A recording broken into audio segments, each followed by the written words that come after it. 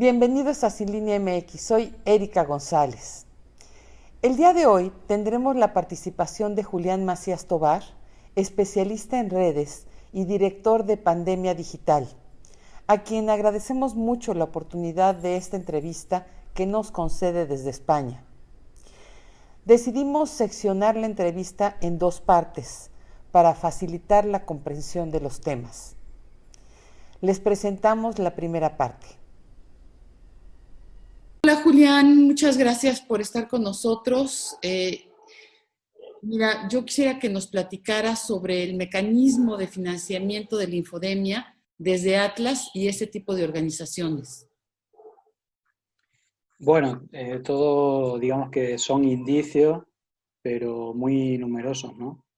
Lo primero que hay que ver es la relación que hay de la infodemia o de la conversación digital en redes con Atlas Network o con alguna de las fundaciones que son socias. Entonces, bueno, lo primero que hay que determinar es que, bueno, haciendo un diagnóstico que hay bots y hay cuentas automatizadas que son muy numerosas y, bueno, y que esto tiene un coste, pues la primera hipótesis es ver cuáles son las cuentas beneficiadas de estos bots. Normalmente esto se traduce en cuentas que reciben muchos retweets.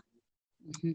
Entonces, una vez que hacemos análisis y vemos cuáles son estas cuentas que, digamos, que salen beneficiadas, por un lado están justamente estas cuentas que reciben muchos retweets y entonces ahí es cuando aparecen una serie de cuentas. Entonces hay un denominador común en muchas de ellas que de una manera o de otra, de una manera directa porque pertenecen o son directores o son los dueños de fundaciones de la propia Atlas Network, o incluso son cuentas de otros países que pertenecen a otras fundaciones de otros países, pero que son de la red Atlas Network, o incluso que las cuentas que son atacadas, tanto por los trolls o por estas mismas cuentas con muchos retweets que suelen ser la matriz de opinión o digamos los creadores de contenido, dirigen, es decir, tienen una intención política y principalmente hacen ataques hacia, digamos, rivales políticos o personajes que tienen una cierta ideología que curiosamente pues coincide con la ideología que quiere combatir Atlas Network. Entonces, si va sumando indicios, pues todo parece que es una estrategia global y que aparte tiene una parte económica, ¿no? El dicho de follow the money. Al final hay evidencias claras como que algunos de estos medios o de directores de fundaciones reciben premios, algunos de ellos de $100.000, pero que tienen otro tipo de eventos como formación, webinars, financiación para lanzar la fundación, conexión con otra red, es decir, lo que se llama public affairs, ¿no? Interrelaciones públicas con instituciones, políticos, medios, etc., etc. Ok. Y a ver, nos gustaría que si nos pudieras profundizar en los análisis que hiciste de la actividad de estos bots como Pinísima, ¿no? Que en la que se basa el expresidente Calderón para sus comentarios. Bueno, a ver, en cuanto al informe de Pinísima, creo que es Carlos Pina o Carlos Piña. Ujú.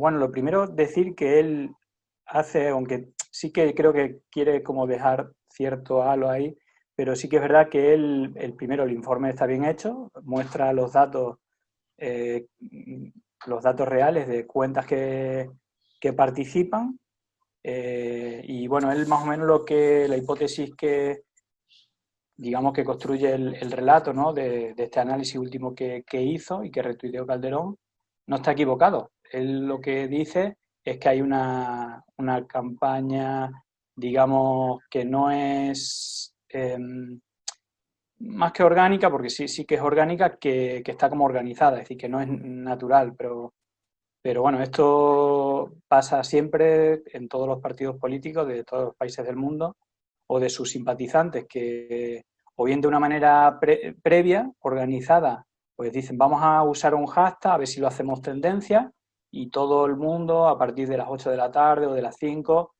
usamos un hashtag determinado. Esto es muy habitual. Ujú. Y luego hay otra manera, que es que algún maestro de ceremonia o una cuenta se llama maestro de ceremonia, que como creo que usan también en este tipo de informes, pues dice, vamos a salir, es decir, que sin previa organización, lanza un tuit y anima al resto y que se van sumando tipo bola de nieve. Como un maestro de ceremonias que organiza todo, es el organizador, digamos, Sí, de- incluso más sencillo que eso, es decir, simplemente lanza un tuit y anima a sus contactos a que hagan como la bola de nieve para que tuiteen, pero lo que sí hice yo, sí, me llamó la atención que Calderón inmediatamente, no Calderón, analicé quién difundía ese tuit y justamente es todo el sector que, bueno, por resumir, de Atlas Network, bueno, Calderón y una serie de periodistas, digamos que todos están alineados, digamos que tuvo más impacto la difusión del propio hilo del hashtag que el hashtag en sí. De hecho, cuando analicé este hashtag, descubrí dos cosas. Una, que no había, es decir, ahí hay una cosa también que hace en ese informe, que es analizar, apuntar a una cuenta como que tiene un comportamiento no normal, ¿no? Y por ahí que Calderón dice que es un bot, ¿no? Pero sí que es un comportamiento natural que si una persona, un grupo de personas, quieren que sea tendencia, pues que haga retweet o que haga tweets de ese hashtag. Entonces lo que hice, por un lado, es analizar el hashtag, esta cuenta que apunta, analicé todas las cuentas, pero es verdad que es la cuenta que más tweets hace, que son 8, hace 8 tweets, no hace más. no El más. resto creo que son, no recuerdo si eran ciento y pico tweets, sumando tweets más retweets. El 90% eran retweets. Entonces, normalmente donde se pilla a una cuenta automatizada es cuando tiene un patrón temporal o lanza muchísimos tweets en muy poco tiempo. Y en este caso lo que vi es que más o menos de media hay 20-30 segundos entre cada retweet. Y luego cada vez que hace un tweet tiene una duración de unos 5 minutos. Entonces, bueno, entra dentro del comportamiento humano. Eso no quiere decir que también me respondían, no, pero es que los bots se pueden programar. Bueno, sí, pero entonces no tienes ninguna prueba, me refiero. No sé cuál es la prueba de decir que es un bot. No es un bot. De hecho, el número de tweets, es decir, este era el que más resaltaba, que había puesto 8 tweets en total, pero luego había otro que había puesto 90 con 5 tweets y 80 retweets, etcétera. Y por otra parte, digamos que vi cuáles eran las cuentas más grandes que participaron. Y así vi como las 15 primeras. Y todas, sin excepción, eran cuentas del otro lado. O bien que lo usaban para burlarse del hashtag o para meterse o insultar a AMLO o a la primera dama, en este caso que era el hashtag, o que hacían retweet al informe, a este informe, ¿no? Que usaba también el hashtag. Es decir, que las cuentas más importantes, las más influentes y todo eso, eran como del otro lado. Y luego, por último, si comparamos este hashtag, por ejemplo, con el de Hazlo Vete Ya, que sí hice un análisis, claro, tú ten en cuenta que si la cuenta que dicen que es un bot hizo 8 tweets, comparamos con algunos que hizo 590 tweets o 900 tweets entre tweets y retweets, por una parte, y luego esta cuenta no tiene matrícula, que es lo que yo llamo, que bueno, tiene 8 números, es decir, cuando se generan cuentas de manera automática. Unas letras y números. Sí, acaba en 8 números, es como un nombre por defecto. Tú cuando pones un nombre y coincide con una cuenta que ya existe, Twitter te acorta el nombre y te añade 8 números. Entonces, cuando se hacen de manera muy rápida cuentas, como una máquina automática, se cogen nombres por defecto. Entonces, hay una cosa que coincide, por ejemplo, en el análisis de Hazlo Vete Ya, la mitad de las cuentas tienen este número de matrícula. No quiere decir que por tener número de matrícula sea un bot, pero si la mitad, si es algo atípico, pero si la mitad de las cuentas que participan tienen esta nomenclatura, pues ya llama la atención. En el caso del análisis de los bots de Alfredo del Mazo, de 63.000 cuentas que analicé, que le hacían retweets a los últimos tweets, 30.000, bueno, 28.900 tenían matrícula. Eso no quiere decir que solo esas 28.000 sean bots, que yo creo que es evidente que son bots. También pueden ser bots si no tienen matrícula.